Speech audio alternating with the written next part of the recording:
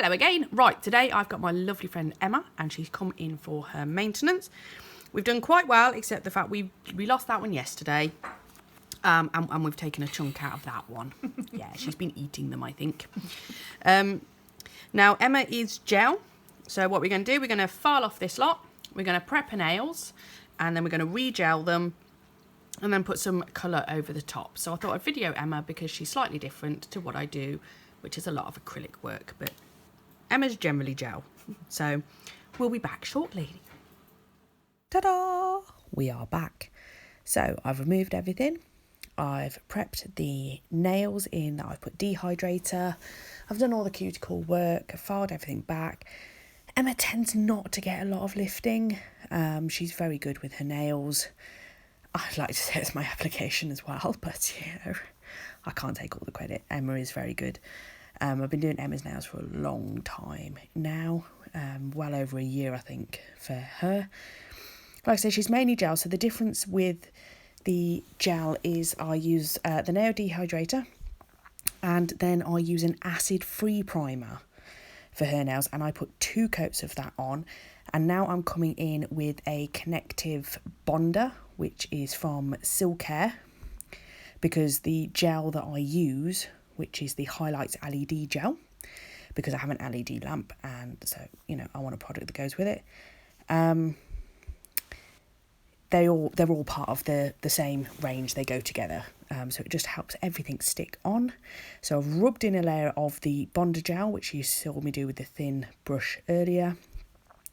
Then I do a thin layer of the LED gel, and then I build on top. So I don't cure that layer, I make it like a little slip layer, and I just find that it helps the gel sit where you want it to sit, so it doesn't get too thick near the cuticle. It just makes it play a little bit better. So I've left in here the fact of how I do her application. So this is a 30-second cure gel. Whatever I've got left on my brush is generally what I use for the little slip layer on the next nail. Then I'll come in with my blob. And the application for gel is kind of wiggle and tease. And you kind of like poof it a little bit towards the cuticle. So it's a very different application to acrylic, which is more pat and press. So as you can see, she's cured one finger whilst I'm doing the finger on this hand. Then she put that one in the lamp, and then I'll go back to the other finger. So I just thought you could see how I was doing the process, really. So I'm doing this on most of the finger. Now the index finger on this hand that I'm working on at the minute is requires a full new application because she's got nothing left. The whole thing just lifted off in one foul swoop, which is quite impressive. So the application for that is slightly different, which is why I'm going to leave this. Now I build it up in like thin layers, like almost like a sandwich technique, because you can get heat spikes with gel, which is not pleasant experience at all. So again, I tend to do the slip layer, and then I'll do another thin layer on top, cure that. And when I'm curing, now Emma's really good because she's been doing this a long time. So, but when you're doing a full new nail, what you do is you put your application on, and for those first few layers, right near the nail bed, you go in for about 3 seconds, you pull your hand out, then, for a few seconds, and then you put it back in. And although it will get warm, it won't spike you, generally.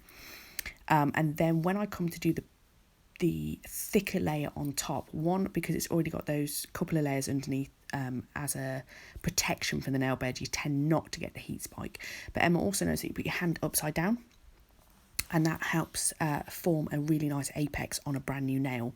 When I'm doing maintenance, it's not so much required because I've already got quite a good base there anyway, and I'm just building up the new apex, because I've filed it away in the previous bit. But you definitely do when you're doing a full new nail. I've also decided to leave in here the thumb, which, oh bless her, she's proper. I don't know how the hell she's managed to take out half her thumbnail, but it had gone so far down that I would end up getting product all over her finger, or the skin, which I didn't want to do. So what I decided to do was to file down the other side, put a form underneath it, and I do go out of shot for trying to put the form on, but anybody that tries to put a form on, you'll forgive me for this. It's difficult, and especially when you're trying to do it on a nail like this. But I did, so I got the form underneath it, and I've started to rebuild the nail from there as though I'm sculpting out a brand new nail. So when I sculpt a nail, especially for gel, I do not use tips for gel. I have done in the past, and I find that it's just crap, basically. They just ping. If they're going to go anywhere, it's going to be where that tip joins. That's and I've tried it on myself, on loads of other people. I worked with it for months, and I just didn't find it was that good. Whereas when I sculpt them, they don't go anywhere. They stay. So I generally sculpt my gel, and what I do is I sculpt out the tip part first. So from the free edge, I do a little bit over the free edge, and then I sculpt out, which you'll see me partly doing on the thumb because it's already got some product on there. I'm just kind of building it back up. I'm not holding a lot of hope for this one, but Emma comes back every 2 weeks to get her maintenance. So because we're always maintained, it's not too bad for her. We'll keep an eye on that and just trying to get it to grow out, because you can see she's got beautiful long natural nails underneath this. This is what she's grown from me originally doing tips on them all, sculpting out tips, and they've grown out, and she's got beautiful, healthy, lovely, strong nails under there. Even though that index finger pinged off, the natural nail underneath was really good and really strong, even though it had only been a day from it coming off. So yeah, gel works really well. So here you go. I've managed to get the form under there. I'm coming on with my slip layer. And Emma was a fantastic camera woman. She was looking through my phone at what I was doing rather than looking at me, so she could try and keep me in shot for all of this. So I think this is a epic win for the both of us, that we actually achieved staying in shot for a whole video. I'm getting better. But this is definitely a trick I'm going to use with my sister as well to make sure that she stays where she's supposed to be. Oh, I'm sorry. So yeah, I like to sculpt out the free edge first, then I'll cure it, and then I'll start to build in my structure after that over the top. Now, I don't remove my forms until I have built all that structure and I'm really happy with the product placement.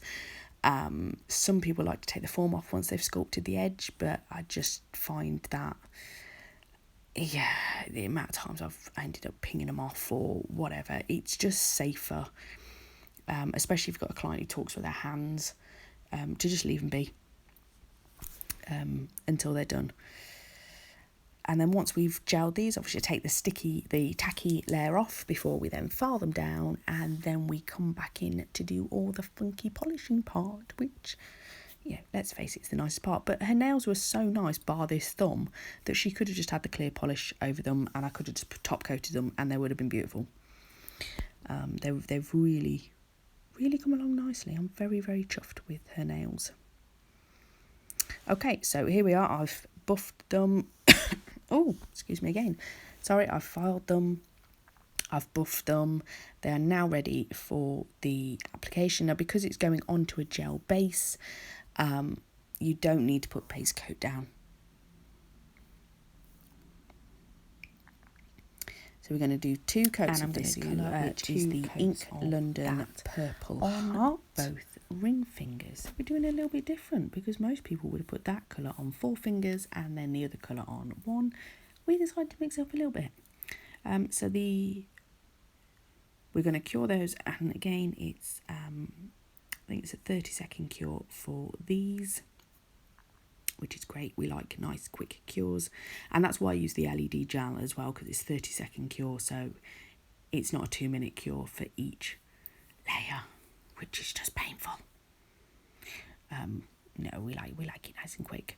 So yeah, 2 coats of that colour, and then I'm going to come on with the Ink London Sparkling Sands. Now, I've been really impressed with the Ink London gel polish. I did have a different brand recently that was absolute pants.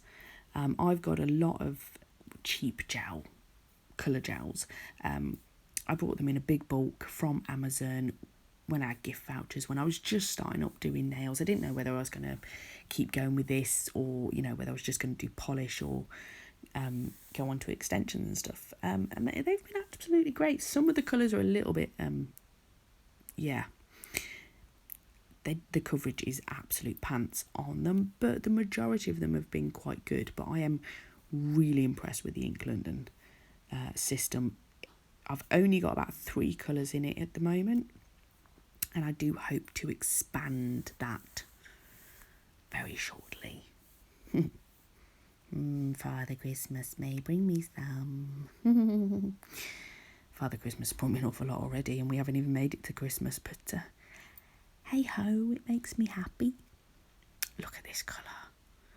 It's like a champagne. It's a metallic. It's not a glitter. It's a metallic. A champagne metallic is what I would call it. And it's just beautiful. It's just so subtle but stunning. Absolutely stunning. And thankfully, Emma really liked it as well. Which is good, really, because, you know, she chose it. So it's always nice when the person actually likes what you pick out.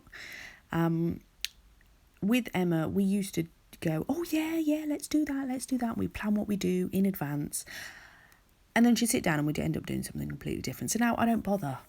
I don't make her a little mood board. My mood boards are not actually mood boards. I basically have one of my little placemats, and I fill it with different things, different products that I think will go with each other, and basically give myself a bit of a challenge. Go, I really want to use that particular glitter. Right, that glitter, what goes with that glitter? Put it all on the board, and then I'll sit down and work out what I want to use with that. With Emma, I don't do any of that. Basically, I just get out all of my different colour swatches for all of my gels, which I've probably got about 100 different colours. I put them in front of her and just go, right, what we doing today? You stare at those, decide what we're doing, whilst I do all the maintenance, because maintenance is the hardest part, basically. It's the most boring part, but it is the most essential part. It's got to be done. Generally for Emma's maintenance, it takes me about an hour and a half. Sometimes she wants some funky nail art on there, so, you know, nail art then takes longer because it's not standard, but generally for a maintenance, which is what I'm doing here for her now, is about an hour and a half. This one I think took me slightly longer purely because the thumb caught me out. But there we go. Beautiful set. Hope you've enjoyed, and I'll see you soon.